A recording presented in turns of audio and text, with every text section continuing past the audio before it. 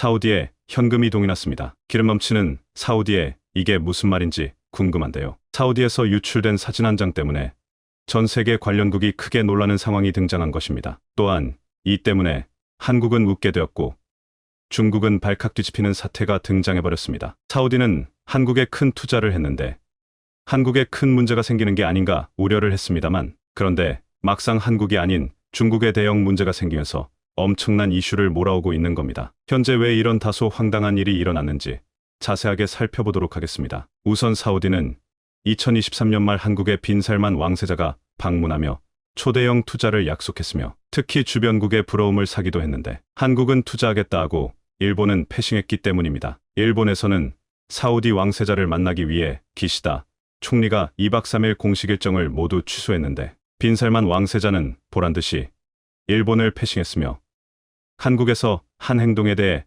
당혹감을 감추지 못했습니다. 그도 그럴 것이 사우디 빈살만 왕세자는 이번 네옴 프로젝트 실현을 위해 700조를 쏟아붓습니다. 실제 그의 방안을 계기로 한국 기업이 사우디 정부 기업 기관과 26개 프로젝트와 관련된 계약, 업무 협약에 모유를 맺은 상태며 총 사업 규모는 300억 달러, 약 40조 원로 전해진 상황입니다. 빈살만 왕세자가 한국에 머무른 시간은 채 24시간이 되지 않았습니다만 그럼에도 40조 원이 넘는 투자 개발 사업 협력 보따리를 풀면서 강렬한 이미지를 남긴 것입니다. 업계에서는 대략 사우디 프로젝트의 20%가량을 한국이 가져갔다는 잠정 추정치를 내놓기도 했는데요. 40조 원의 MOU는 추정치이기 때문에 실제 사업이 시작되면 반드시 사업비는 늘어나게 되어 있습니다. 따라서 한국이 이번 사우디 인프라 프로젝트에 매우 큰 포션을 차지할 가능성이 크다고 본 것입니다. 또한 빈살만 왕세자는 에너지, 방위산업, 인프라 건설 분야에서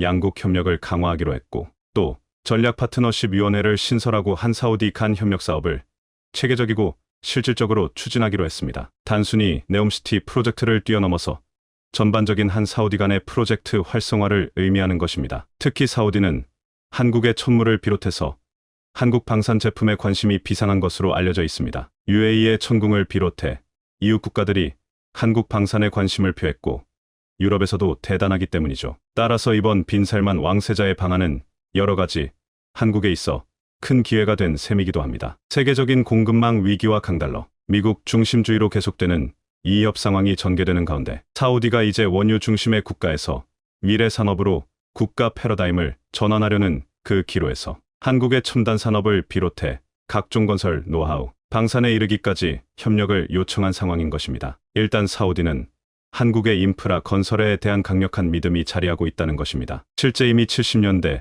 중동 건설붐 당시의 사우디는 한국에 대한 특별한 기억을 갖고 있었습니다. 작년 사우디의 주요 신문사에서는 최근에도 한국인에 대한 기사를 냈습니다. 사우디 사람들은 1970부터 80년대 중동 건설붐이 불 때 부지런하고 손기술 좋은 한국인들을 기억하고 있는데 특히 당시 한국은 혹독한 사막 기후에도 불구하고 공사기간을 제때 지켜내는 것으로도 유명했습니다. 최근 사우디의 최대 영자 일간지 데일리 아랍에 따르면 당시의 압둘라 국왕이 해외 업체에 대규모 인프라 공사를 발주했지만 대부분 공기를 맞추지 못했고 완성된 인프라 품질이 떨어지는 문제가 발생했는데 1970년에 갑자기 나타난 한국인들은 사우디를 깜짝 놀라게 할 정도로 건설을 잘했다고 회상합니다. 사우디에서 가장 높게 평가한 점은 적은 돈을 받고도 이렇게 공사기간과 품질까지 완벽한 나라는 없었는데 한국은 약속을 지켜냈다는 이미지가 지금도 똑같은 것인데 이는 빈살만 왕세자도 알 것입니다. 또한 한국은 사우디 담수화 사업을 가장 상호간에 잘 도우며 수주도 많이 한 국가이기도 합니다. 사우디의 가장 중요한 물 문제를 해결하고 있는 건 한국이고 이는 네옴시티의 최우선 과제입니다. 이와 같이 사우디는 한국과 상호간에 신뢰를 바탕으로 다양한 수주를 진행하는 것처럼 보이긴 했는데요. 하지만 최근 사우디에서 들려온 소식은 사우디가 현금이 상당히 부족하다는 이야기였습니다. 그런데 이러한 상황이 밝혀지면서 정작 당황한 것은 한국이 아니고 중국이라고 하는데요. 일단 실제 지난 2023년 말에 사우디 국부펀드에서는 녹색 채권으로 30억 달러를 조달한 것으로 시작해 유로 채권을 포함해 도합 320억 달러의 채권을 포함하는 자금 조달을 이어가고 있는 상황이죠. 그런데 이렇게 사우디가 현금이 모자란 것은 당연하다는 말이 나오고 있는 상황입니다. 일단 사우디의 각종 인프라 사업은 말 그대로 말도 안 되는 규모의 사업이라는 평가인데요. 네옴시티 프로젝트만 하더라도 670조 원 가량이 들어간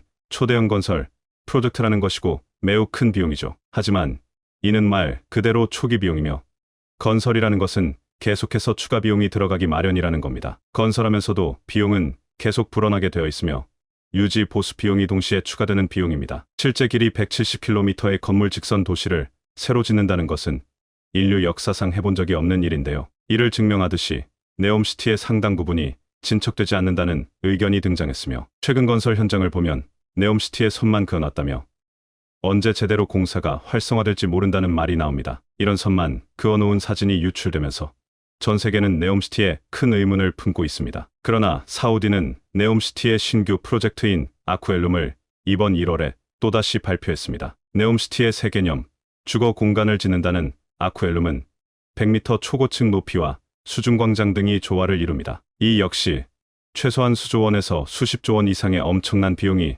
들어가야 하는 프로젝트입니다. 기본적으로 사막에 이런 것을 짓는다는 게 훨씬 건설 비용이 비싸기 때문이기도 한데요. 여기에 사우디는 눈이 없는데 동계 아시안게임 2029년을 확정지었는데 사우디에 눈 덮은 산을 만들고 네옴의 고산지대에 가끔 눈이 내리기 때문에 이를 성공시킨다는 확신을 하고 있습니다. 하지만 동계 아시안게임 개최에 수백억 달러가 투입될 것이라는 우려가 계속 나오고 있습니다. 또한 사우디는 최근 AI 사업을 위해서 엔비디아에 상당한 물량의 반도체를 발주하고 있습니다. 네옴시티가 미래도시인 만큼 반도체 분야에서도 뒤질 수 없다는 의도를 보이고 있는 것입니다. 최소 수조 원 이상이 관련 사업에 투자될 것이며 이 역시 매우 공격적인 사업이 되고 있는 겁니다. 이러다 보니 사우디는 석유 부국임에도 불구하고 당장 현금이 떨어졌다는 말이 나오고 있으며 실제 최근 국채를 지속적으로 발행하는 것은 이런 현금 부족의 의미를 더하고 있습니다. 그런데 일각에서는 그럼 사우디와 사업을 많이 하는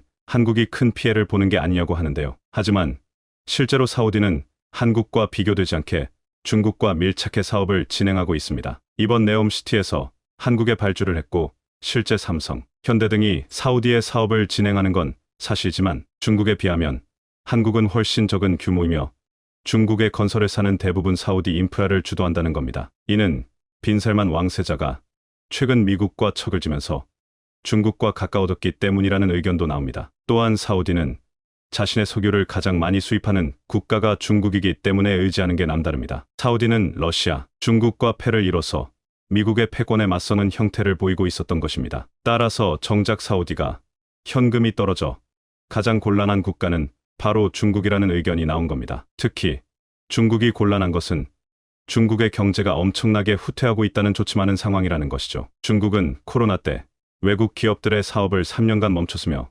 이것으로 외국 기업은 상당히 중국을 떠났습니다. 러시아에서 외국 기업이 떠나듯 중국에서도 더 이상 사업을 하면 안 되는 국가로 취급받은 것입니다. 또한 미국과도 더욱 척을 졌으며 미국은 중국의 첨단 사업을 틀어막고 있습니다. 이런 상황에 중국은 사우디, 건설, 인프라에 막대한 수주를 받으며 경제 살리기에 나서고 있지만 정작 사우디가 좋지 않은 상황이다 보니 중국은 울상이며 더욱 적자폭이 커지는 상황이죠. 또한 사우디도 미국의 원유를 수출하지 않더라도 중국이 받쳐줬지만 이제 중국 경제까지 후퇴했기 때문에 들어오는 수입은 훨씬 줄어들고 있으며 결과적으로 중국도 사우디에 기업을 많이 보냈다가 낭패를 본 것입니다. 게다가 이제 미국은 지금까지 하지 않던 셰일가스 원유를 예전보다 훨씬 많이 뽑아내고 있습니다. 미국은 이를 한국을 비롯해 우방국에 수출했으며 전 세계 원유 가격을 곤두박질 치게 만들었습니다. 사우디는 원유 가격을 높게 유지하려고 OPC를 소집했으나 이국 때문에 원유 가격을 높게 할 수가 없었던 것이죠. 게다가 미국은 이제 산유국인 브라질 등과 함께 더욱 많은 원유를 뽑아낼 것으로 합의하고 있습니다. 브라질은 친미 정권이 들어서 미국에 동조하면서 하나의 원유 공급 국가로 자리매김하는 겁니다. 그러다 보니 사우디와 중국 서로 모두 엄청난 손해를 보며 밀월 관계가 사실상 실패했다는 말이 됩니다. 반면 한국은 사우디에서 애초에 많은 오더를 하지 않았기에 이런 사태를 피해갈 수 있었다는 것이죠. 예를 들어 사우디의 제다타워의 경우 이 역시 수십조 원 이상이 투입되는 공사로 알려져 있는데 사우디는 이 공사를 한국에 맡기려고 했지만 한국은 손해를 볼 것을 예상해 이를 거절해버렸습니다. 결국 이 제다타워는 중국의 건설회사들이 가져가는 형태가 되어버렸고 중국의 큰 짐이 될 것입니다. 제대로 공사대금이 지급되지 않으며 공사가 늘어져 적자가 커지고 분쟁이 늘어가는 구조라는 뜻입니다. 원유 가격은 갈수록 떨어지고 상당 기간 오르지 않을 걸로 판단되고 있기 때문에 과연 사우디의 바람대로 네옴시티나 각종 프로젝트가 제대로 진행될지 귀추가 주목되고 있습니다. 중국 경제를 둘러싼 대내외적 환경 변화가 거세지고 있는 가운데 최근 중국의 국가 신용등급이 바닥으로 내려앉았다는 소식입니다. 그동안 중국 정부가 꽁꽁 숨겨온 부채가 수면 위로 드러나서 나라가 당장 망해도 이상하지 않을 정도라고 하는데요. 여기에 더해 중국의 각종 경제 지표가 경고음을 울리고 있는데 중국의 대부호들의 자금 이탈이 본격적으로 진행되면서 경제가 엄청나게 요동치고 있다고 합니다. 더구나 중국의 자존심이었던 1대1로까지 최근 대폭발하면서 중국이 엄청난 혼란에 빠졌다는데 중국 경제를 겨눈 경고음이 현실화하고 있는 가운데 최근 중국의 재정 건전성에 적신호가 켰습니다. 최근 국제신용평가사 무디스가 중국 국가신용등급 전망을 부정적으로 낮추면서 중국 부동산 시장의 장기 침체와 정부의 부채 증가 문제에 대해 심각하게 경고한 건데요. 무디스가 중국 국가신용등급 전망을 조정한 건 2017년 이후 6년 만으로 무디스는 지난 5일 중국의 국가신용등급을 A1으로 유지하면서도 전망을 안정적에서 부정적으로 바꿨습니다. 통상 무디스가 부정적 전망 이후 일정 기간이 지나면 신용등급을 강등했던 전례를 볼 때 사실상 이번에 하향 조정을 예고한 거라고 해석할 수 있습니다. 이번에 무디스가 중국 국가신용등급에 대해 부정적으로 전망한 건 상상 이상의 부채를 진 지방정부와 국영기업 문제, 부동산과 금융위기 때문입니다. 실제로 무디스는 중국 중앙정부가 지방정부를 지원하기 위해 과도한 재정 부양책을 쓰면서 중국 경제의 위험을 초래하고 있다고 봤습니다. 부동산 경기 침체가 계속 이어지면서 이를 해결하기 위해 중국이 과도한 빚을 내는 게 중국 경제를 악화시킬 수 있다는 겁니다. 지난 10월에도 중국 정부는 무려 190조 원에 달하는 국채를 발행해 지방정부를 지원했는데 골드만삭스에 따르면 현재 중국 지방정부 총부채는 약 3경 원에 이를 것으로 추산됩니다. 그런데 무디스가 중국 국가 신용등급을 하향하기 전 중국 내 직원들에게 신변 안전 등을 이유로 재택근무를 지시했던 사실이 알려지며 논란이 되고 있습니다. 영국 파이낸셜 타임스 FT에 따르면 무디스 측은 중국 신용등급 전망을 낮출 경우 당국이 중국 현지 사무실을 급습해 자사 직원들을 구금하고 강제 조사할 수 있다는 우려에 재택근무를 지시했습니다. 중국 법인의 한 무디스 직원은 매체에 회사가 재택근무 명분을 설명하지 않았지만 모두 이유를 짐작하고 있었다며 우리도 중국 정부의 강제 조사가 두렵다고 털어놓기도 했습니다. 무디스의 이와 같은 대응은 올 초부터 진행된 외국계 컨설팅 업체와 회계법인 등에 대한 중국 당국의 단속과 관련이 있습니다. 서구에서는 중국 당국이 지난 7월 반환 간첩법 방첩 개정 전후로 외국계 기업 길들이기에 나섰다는 분석이 나왔습니다. 중국 정부는 무디스의 신용등급 하향에 반발하고 있습니다. 중국 외교부는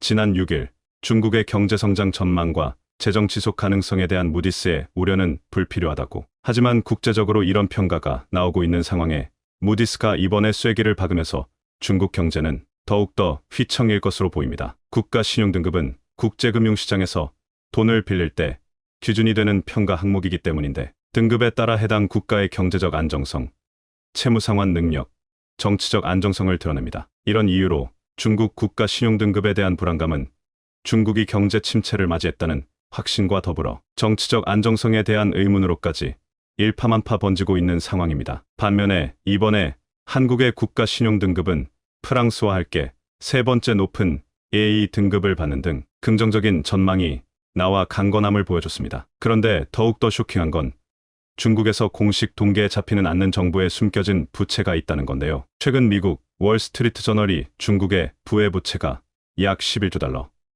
한화로 1경 4,500조 원으로 추산되고 이 가운데 일부는 디폴트 위험에 노출돼 있다고 주장했습니다. 부의 부채는 기업이나 국가가 미래에 상환해야 할 부채가 있음에도 대차대조표상 부채로 표시하지 않은 채무를 말합니다. 쉽게 말하면 장부에 기록하지 않은 부채로 공식 데이터에는 잡히지 않는 그림자 부채라고 할 수 있습니다. 부의 부채는 실수에서 비롯될 수도 있지만 대부분은 기업이나 국가의 나쁜 재무 상태를 분식하기 위해 고의로 은폐하는 경우가 많습니다. 그런데 이번에 월스트리트 저널은 중국의 부의 부채 실제 총액이 얼마인지는 아무도 모르지만 최근 1년간 지방정부 부채가 지속 불가능한 수준이 됐다는 사실은 분명해졌다고 지적했는데요. 실제로 중국의 지방정부들은 꽤 오랫동안 확인되지 않은 차입과 지출로 막대한 양의 숨겨진 부채를 축적했는데 이를 숨기기 위해 동계 조작도 서슴지 않고 있습니다. 중국 재정부는 올 들어 지방정부 부채를 조사했는데 2013년 10조 위안이었던 부채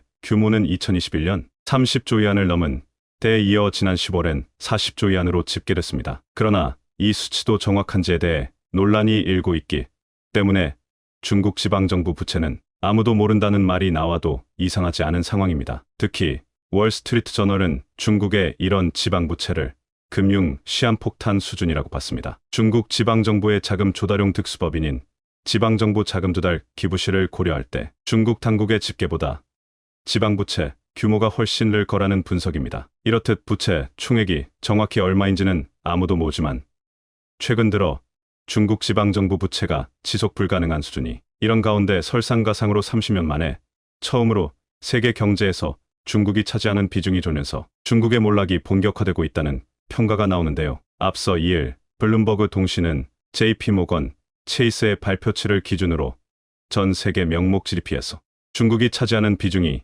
20%로 작년보다 줄었다고 보도했습니다. 명목 GDP에서 중국의 비중이 축소된 건 지난 1994년 중국이 새로운 환율 제도를 도입한 이후 처음이라 충격적이라는 의견이 나옵니다. 블룸버그는 작년에 신흥국들이 세계 경제에서 차지하는 비중이 확 늘었지만 중국만 유일하게 경제 비중이 감소했다는 점에서 더욱 놀랍다고 보도했습니다. 작년에 중국의 경우 제로 정책을 엄격하게 고수하면서 경제활동이 위축됐던 영향이 컸는데 침체된 부동산 시장 또한 큰 영향을 줬다는 분석입니다. 실제로 최근 중국에서는 빚을 갚지 못한 신용불량자가 900만 명에 육박한 것으로 나타나면서 일촉즉발의 상황이 연출되고 있는데요. 이들의 주요 채무는 주택담보대출금이었는데 신불자 숫자는 4년 사이에 무려 50%나 급증하면서 중국 경제 발목을 잡고 있는 형국입니다. 대만 중앙통신사 보도에 따르면 현재 중국에서는 채무 상환불능 상태로 블랙리스트에 올라 경제활동이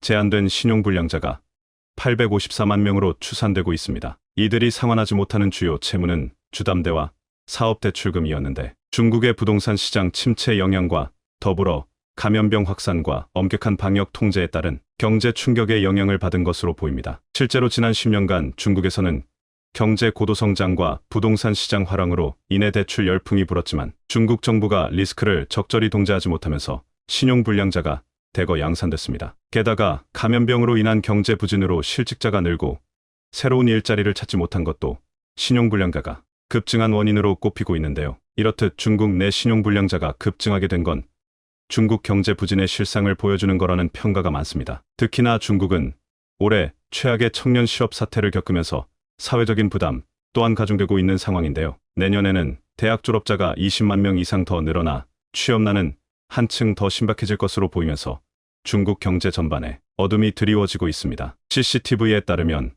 중국 교육부는 이달 5일 열린 전국 대학 졸업자 취창업 업무 화상회의에서 내년 대학 졸업자 수가 1200만 명에 육박할 거라고 전망했습니다. 이는 사상 최대치로 올해보다 대졸자가 21만 명가량 늘어나는 거라 중국에서는 벌써부터 침울한 분위기가 연출되고 있습니다. 그것도 그럴 것이 중국에서 해마다 치솟는 대졸자 수는 취업난을 가중시키는 요인이 되기 때문인데 올해의 경우 생각보다 경제 회복이 부진하면서 역대 최다 대졸자가 쏟아져 나오면서 최악의 청년 실업 사태를 맞았습니다. 실제로 지난 6월 중국의 청년 실업률은 21%로 관련 통계 작성 이후 사상 최고치를 기록했는데 이를 둘러싼 우려가 커지자 급기야 중국 당국은 실업률 통계 발표를 아예 중단해버렸습니다. 이런 가운데 내년엔 중국의 경제 성장이 더 둔화될 거란 예상이 나오는 상황에서 일자리를 찾는 대졸자가 계속 누적되는 등 중국의 청년 실업 문제는 눈덩이처럼 커질 것으로 보이는데요. 그런데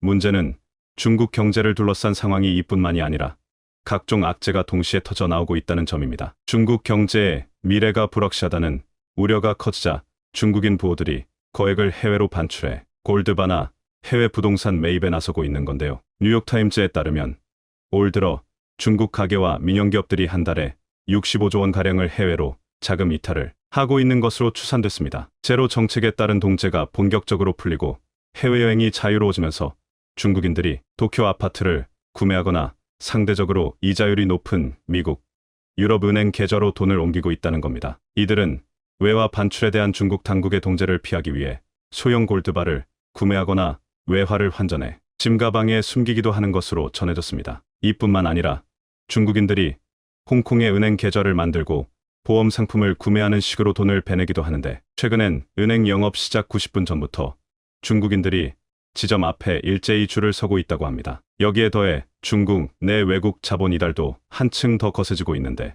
최근엔 월마트가 구매센터를 중국에서 베트남으로 옮긴다는 소식이 전해지면서 중국 내 엄청난 충격이 컸습니다. 사실 중국에서의 외국 기업 철수는 어제 오늘의 일이 아니지만 월마트의 구매센터 이전은 단순한 철수 이상의 의미를 갖기 때문입니다. 실제로 관련 업계에서는 월마트 철수 소식은 중국의 세 개의 공장 지위가 뿌리부터 흔들리는 신호라고 해석하고 있습니다. 역시나 중국 관영 매체들은 이 소식을 전하지 않았지만 중국 SNS에서는 탄식이 쏟아져 나왔는데, 월마트마저 중국에게 작별을 고하면 앞으로 중국은 어떻게 해야 하나라고 한탄했습니다. 설상가상으로 최근 이달리아가 중국에게 1대1로 탈퇴를 공식 통보하면서 중국 내에서는 대촌란이 찾아왔는데요. 이달리아 매체 코리에레 델라 세라는 지난 3일 이탈리아 정부가 중국의 1대1로 함정을 갱신하지 않겠다는 내용의 공식 서한을 전달했다고 보도했습니다. 이로써 이달리아가 중국의 1대1로에서 4년 만에 공식 탈퇴하게 됐습니다. 반면 이달리아 총리는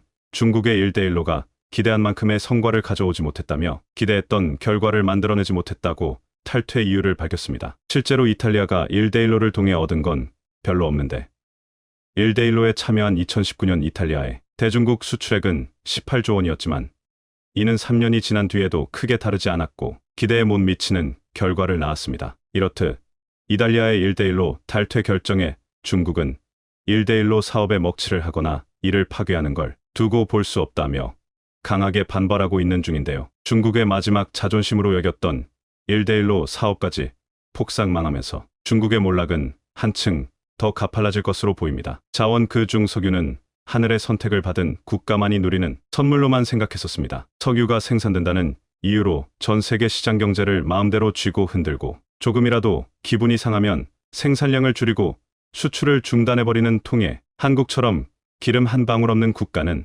늘 외교 역량을 발휘해 그들의 처분을 기다려야 했었죠. 그래서 기름을 생산하는 나라, 즉 산유국은 한국의 오랜 꿈이었고 전 세계에서 가장 많은 천연가스가 매장되었을지도 모른다는 60년 전 보고서 하나에 현재까지도 들썩들썩하고 있습니다. 그런데 세계는 이미 화석연료를 줄이고 차세대 에너지원인 천연가스의 시대로 접어들었는데, 적어도 이 천연가스에 있어서 경북 포항만큼은 예외입니다. 아마 여러분들도 2017년경 포항 한복판에서 불길이 활활 타오르고 있고 몇 개월 패 그 불길이 꺼지지 않고 있다는 소식은 들어보셨을 것으로 생각됩니다. 2017년 3월 초 포항시 남구 대잠동에서는 예철기를 공원으로 조성하는 공사가 진행됐는데, 지하수를 찾기 위해 굴착을 시도하던 중 갑자기 불길이 치솟았습니다. 당시 사고로 화상사고가 발생했고 즉각 소방당국이 출동해 장시간에 걸친 진화 작업을 펼쳤으나 도무지 불길이 잡히지 않았습니다. 흙으로 덮어도 거품 소화액을 퍼부어도 불길은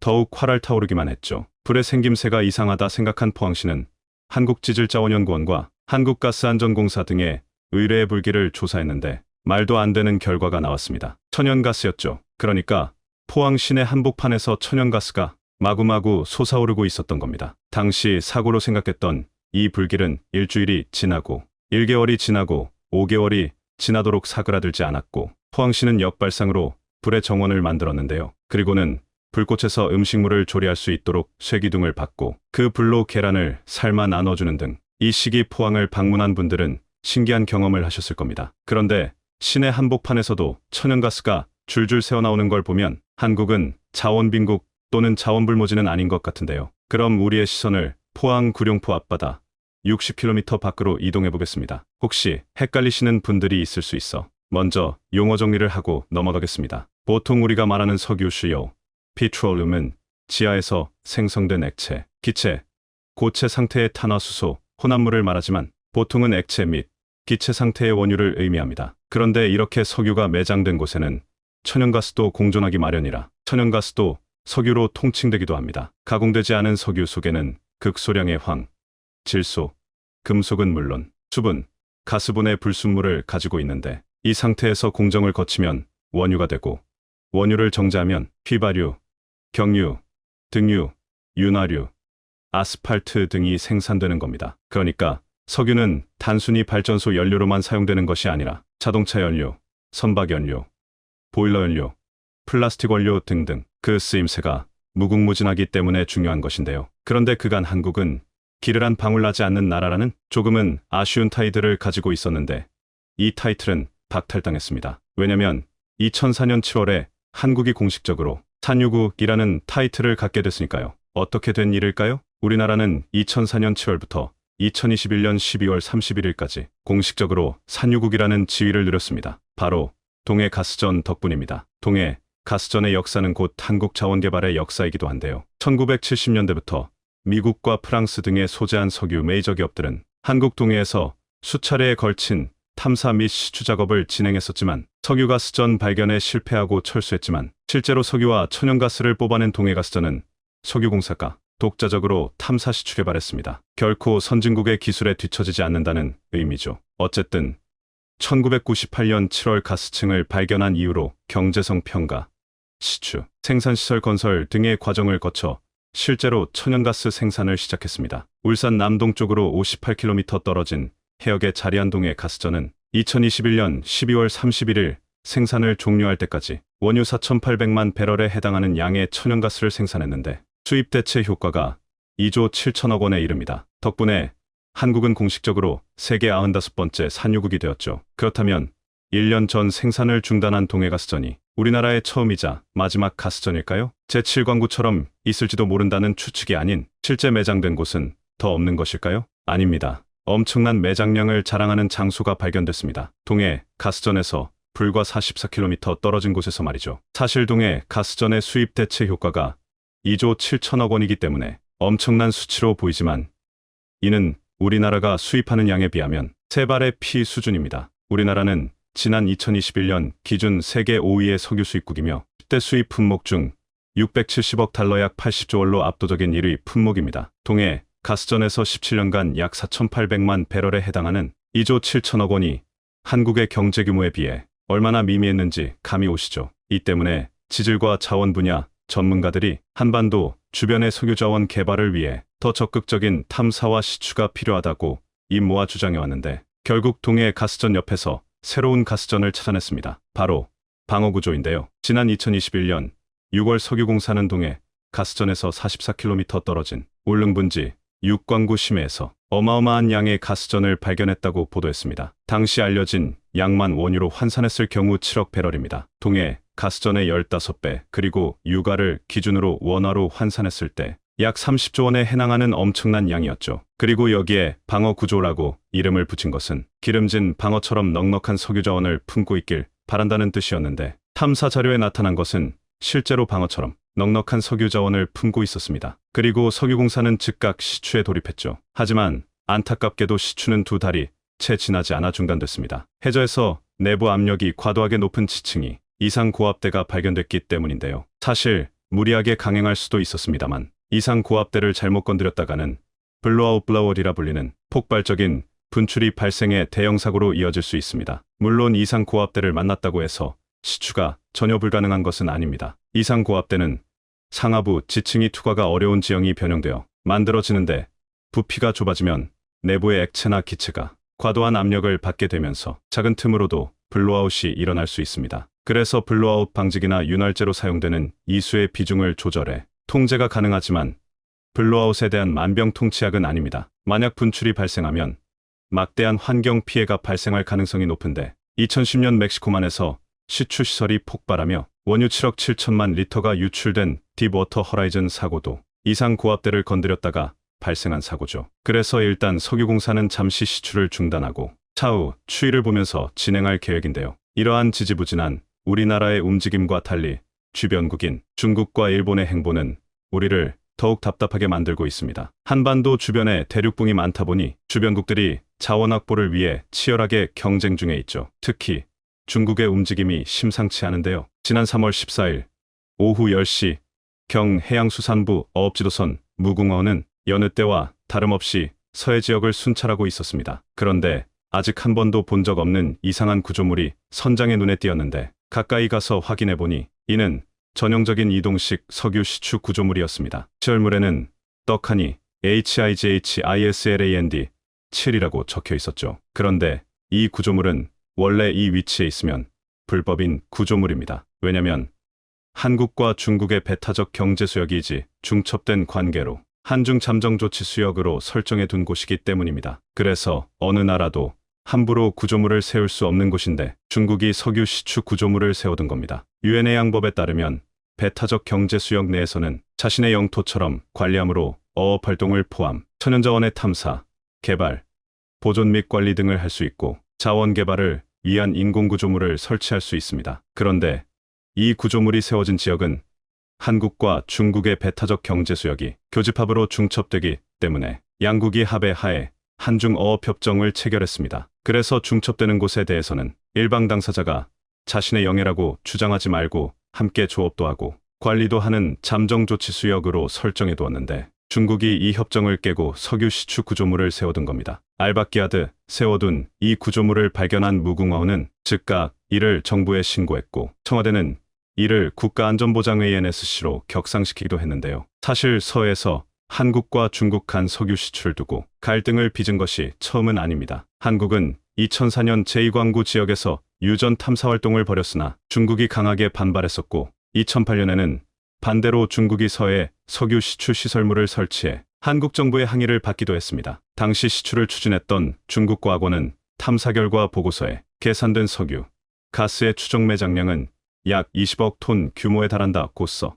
충격을 안겼는데요. 1973년에는 한국이 제2광구에서 석유를 시추하려는 움직임을 보이자 중국이 군함을 보내 저지하기도 했죠. 한편 한국은 한국에게 산유국이라는 타이틀을 선물했던 동해 가스전을 활용해 새로운 도전에 나섰습니다. 지난 2022년 11월 3일 열린 취계자원연합학술대회에서 서정규 석유공사 글로벌기술센터장은 석유공사는 에너지 안보와 탄소 중립을 선도하는 에너지 공기업으로서 전통적 석유 개발뿐만 아니라 CCS, 암모니아 등 신성장 사업을 적극적으로 추진하고 있다고 밝혔는데 여기에서 말하는 CCS 기술이 동해 가스전에 활용되고 있습니다. 지난 영상에서 탄소 중립 넷 제로에 대해서 설명드렸었습니다만 탄소 중립은 인간 활동에서 발생하는 이산화탄소 배출량은 최대한 줄이고 어쩔 수 없이 배출된 이산화탄소는 이를 포집하거나 자연에 흡수시켜 실질 배출량을 0으로 만드는 지구 지키기 계획입니다. 이에 전 세계는 이산화탄소를 최대한 줄이겠지만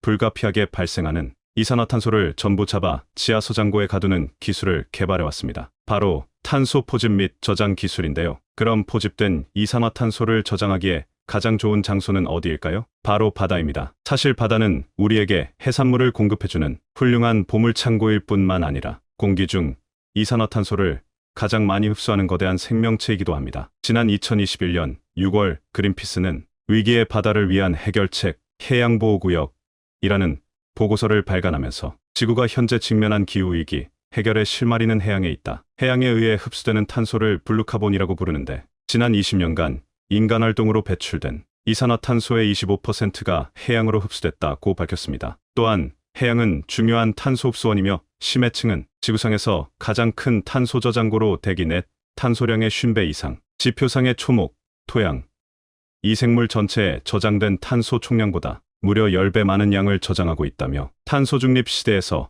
바다의 역할을 강조했는데요. 그렇다면 심해의 저장 공간을 만들기 위해서는 심해 깊은 곳에 흙을 퍼올려야 하는데 이는 너무나 많은 비용을 필요로 합니다. 그래서 자연적으로 생긴 공간, 즉 유전을 활용하자는 방안이 나왔습니다. 다시 말해 심해에 위치한 유전에서 석유를 퍼올리고 나면 빈 공간이 생기는데 이 빈 공간에 포집된 이산화탄소를 채우는 것이죠. 그리고 그 틈을 막아버리는 것인데 만약 실수로 조금의 이산화탄소가 빠져나오더라도 심해의 고압을 이겨내지 못한 이산화탄소가 수면으로 떠오를 일은 없습니다. 한국은 동해가스전을 이 용도로 활용하고 있습니다. 작년 12월 31일까지 천연가스를 뽑아내고 생긴 빈 공간에 연간 40만 톤씩 30년간 총 1200만 톤의 이산화탄소를 저장해 탄소 중립에 나서겠다는 것인데요. 한국은 지난 2017년에 이미 포항 앞바다에서 이산화탄소 100톤을 심해에 저장하는 실험을 성공시켜 관련 기술을 보유한 세계 세 번째 국가가 되기도 했죠. 시장조사업체 리서치 앤 마켓 리서치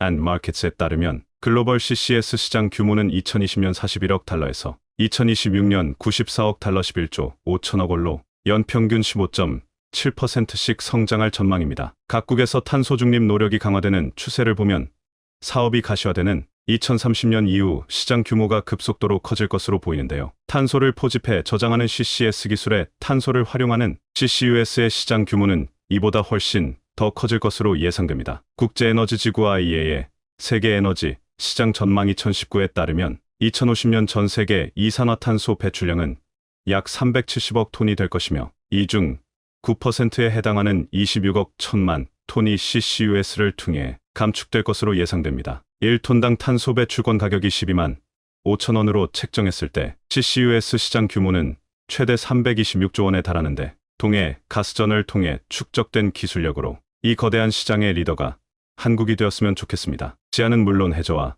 우주에 이르기까지 인간이 닿지 않은 영역이 없을 만큼 미지의 땅으로 진출하는 일들이 점점 늘어나고 있습니다. 그만큼 영토 분쟁이 과거에 비해 더 치열한 상황, 북극도 영토 분쟁에서 예외가 아니게 되었고 북극 땅을 차지하기 위해 각국이 야심을 드러내고 있는데요. 그런 가운데 한국이 북극 땅을 가져갈 수 있게 되었다고 합니다. 북극과 관련해 중요한 의사 결정을 내리는 자리에 한국이 올라가면서 향후 북극 땅, 배분 시 노른자 땅을 주장할 수 있게 되었다는데요. 지구상에 인간이 발을 딛지 않는 곳은 없습니다. 그럼에도 불구하고 인간의 침입을 허락하지 않는 곳들이 지구상에는 남아있는데요. 그 중에서도 인간이 정복하기 어려운 곳이야.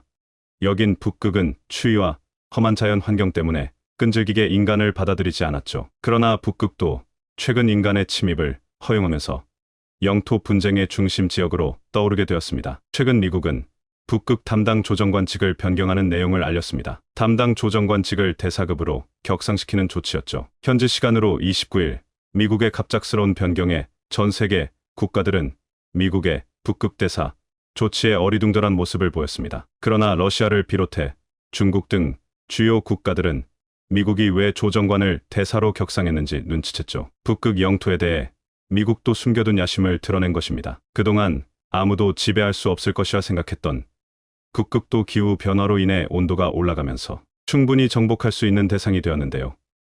그 가치를 알아본 미국이 미리 손을 쓴 것입니다. 사실 일찍부터 북극의 가치를 먼저 알아보고 이를 차지하려고 했던 나라가 있습니다. 바로 러시아가 그 주인공인데요. 러시아는 북극이 러시아 영토라 주장했습니다. 캐나다와 덴마크 쪽에서 러시아 시베리아 쪽으로 가로지르는 1700km가량의 로모노소프 해령이 자신들의 것이라고 주장하면서 이 지역에 해당하는 지대가 다 러시아 소유라고 주장한 것이죠. 1948년 옛 소련 학자들이 북극점을 탐험하다가 수심이 매우 얇은 바다를 돌던 중해령을 발견한 것인데요. 극지 연구에 공을 세운 미하일 로모노소프의 이름을 따 로모노소프 해령이 인류 역사에 그 모습을 드러낸 것입니다. 시베리아 군도의 연장선에 있는 이곳은 러시아 영토로서 결격이 없다고 말하며 2001년 유엔에 관련 서류를 제출하면서 러시아는 북극 영토를 탐냈죠. 유엔 대륙붕안계위원회는 러시아의 주장에 황당무계하다는 반응을 보였습니다. 증거가 부족하다며 러시아의 북극 영토 신청을 거부했지만 2015년 러시아는 포기하지 않고 같은 주장을 했습니다. 이번에는 해령 근처와 시베리아 군도의 연관성을 드러낸 자료를 보충해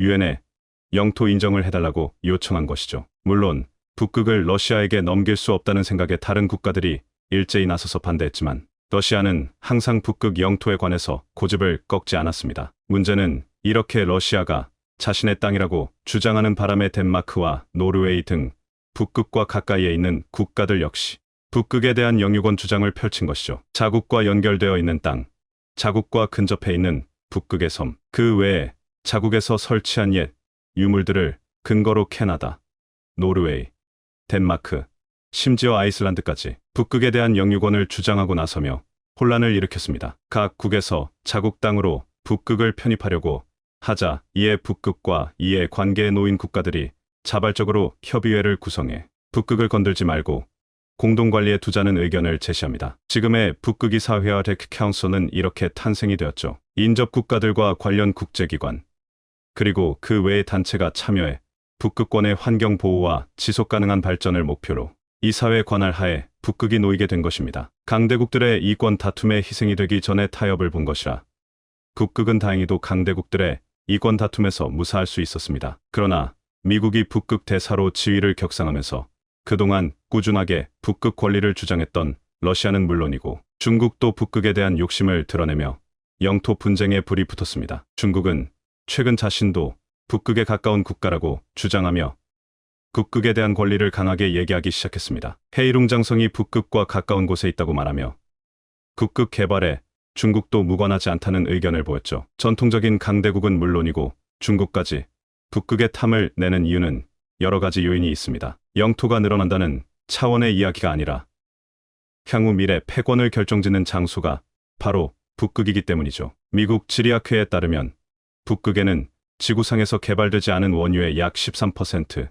900억 배럴에 해당하는 자원이 묻혀 있습니다. 천연가스의 30%, 액화천연가스의 20%가 묻혀 있는 것으로 추산되어 있어 북극을 손에 넣으면 이 자원 개발에 손을 댈 수 있는 것입니다. 그동안 북극이 사회의 관할에 놓여 있어 학술적 연구 외에는 자원 개발에 손을 댈 수 없었으나 우크라이나, 러시아 전쟁으로 촉발된 자원 전쟁이 본격화되면서 탐사가 가능해진 북극까지 강대국들이 탐내기 시작한 것이죠. 대략적으로 자원 가치만 따져봐도 172조 달러, 한화로 약 20경 원에 달하는 천문학적인 가치를 북극은 지니고 있습니다. 그뿐만 아니라 금, 은, 석탄 등 가치 있는 광물은 물론이고 IT 회사에서 자원 확보를 위해 열을 올리고 있는 우라늄, 니오듐, 철, 망간 등 희토류 역시 매장되어 있어 안정적으로 자원을 수급할 수 있습니다. 고급 어종들 역시 북극에 다수 있습니다. 가자미, 넙치, 대게는 물론이고 명태, 대구 등 셀 수 없는 종들을 쉽게 잡을 수 있는 황금어장이기 때문에 온난화가 진행되면 이곳에 서식하는 어종들은 값을 따질 수 없을 정도로 귀중한 식량이 됩니다. 그 외에 지리적인 요인 역시 중요한 요소인데요. 특히 북극 항로가 북극을 탐내는 주요 요인이 됩니다. 아프리카 희망봉을 거쳐 유럽과 아시아를 가로지르는 해운 항로보다 더 짧은 거리가 바로 북극 항로죠. 여러 이점이 있기 때문에 북극을 포기하는 것은 있을 수 없는 일. 러시아는 이러한 미국의 행보에 참을 수 없다는 의사를 드러내며 북극의 정당한 주인은 러시아라는 사실을 주지시켰습니다. 니콜라이 코르추노프는 타스 통신을 통해 북극에서의 군사적 활동은 러시아를 자극하는 일이며 북극과 가장 많은 부분을 맞닿아 있는 러시아는 정당한 북극의 주인이라며 대규모 혹한 훈련을 예고하는 모습을 보였습니다. 전쟁이 한창인데도 북극 주도권을 뺏기지 않으려 군대를 동원한 것이죠. 그러나 러시아의 이러한 요구는 헛된 희망으로 끝날 가능성이 높은데요. 바로 러시아가 북극이 사회에서 쫓겨났기 때문입니다. 전쟁으로 인해 북극이 사회의 주요 회원국인 러시아는 우크라이나 전쟁으로 인해 이 사회의 자격을 박탈당했습니다. 북극과 관련된 논의는 어찌되었든 이 사회를 통해 진행되기 때문에 이 사회의 주요 회원국 자리가 비게 되었죠. 그런데 놀랍게도 이 자리에 한국이 자리를 잡을 수 있게 된 것입니다. 그동안 이 사회의 옵저버 국가에 있었으나 러시아가 비게 되면서 그 자리에 한국이 자리를 차지할 수 있게 된 것입니다. 정부는 북극의 지속 가능한 발전과 북극의 자연 환경을 보호하기 위해 다양한 활동을 펼치며 북극에 대한 꾸준한 관심을 표현했습니다. 해양수산부는 북극 협력 사업과 기후변화 문제에 보다 적극적으로 대응하기 위한 한국 북극협력 네트워크 KNAC를 설치하기도 했죠. 북극의 북극다산과 기지를 건설하면서 북극의 생태 변화를 연구하는데 기여한 것은 물론 쉐빙연구선 아라오노 건조를 통해 연구 인프라를 다지고 북극 연구에 기여하기도 했습니다. 북극과학 최고회의를 성공적으로 개최하면서 대내외적으로 북극에 관해 한국이 정성을 들이고 있다는 것을 공표하기도 했죠. 그런 기여를 미국은 물론 다른 국가들도 잘 알고 있었습니다. 러시아의 빈 자리에 한국을 추천한 것도 이상하지 않죠.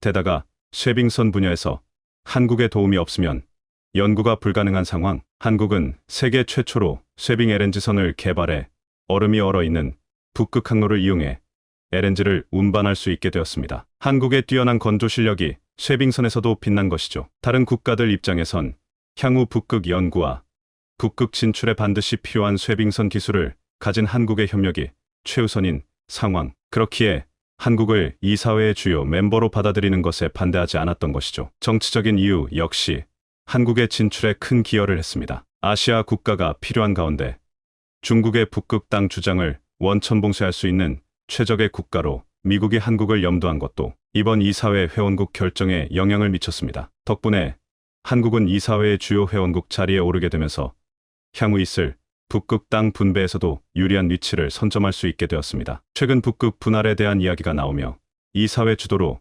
영토 분할을 하자는 주장에 힘이 실리고 있습니다. 이 사회 주도로 남극을 분할해 나눠 가지자는 주장인데요. 1월 한국은 과거 러시아가 자기 땅이라고 주장한 북극 영토를 한국령 북극으로 인계받을 수 있게 되었습니다. 상당한 북극 영토를 한국이 소유할 수 있게 된 것인데요. 이에 옵저버 국가로 남아있는 일본이 크게 반발했다고 합니다. 북극이 사회 자격을 버리고 탈퇴하겠다는 의사를 드러냈다고 하는데요. 북극까지 손에 넣게 된 대한민국의 자랑스러운 행보에 박수를 보냅니다.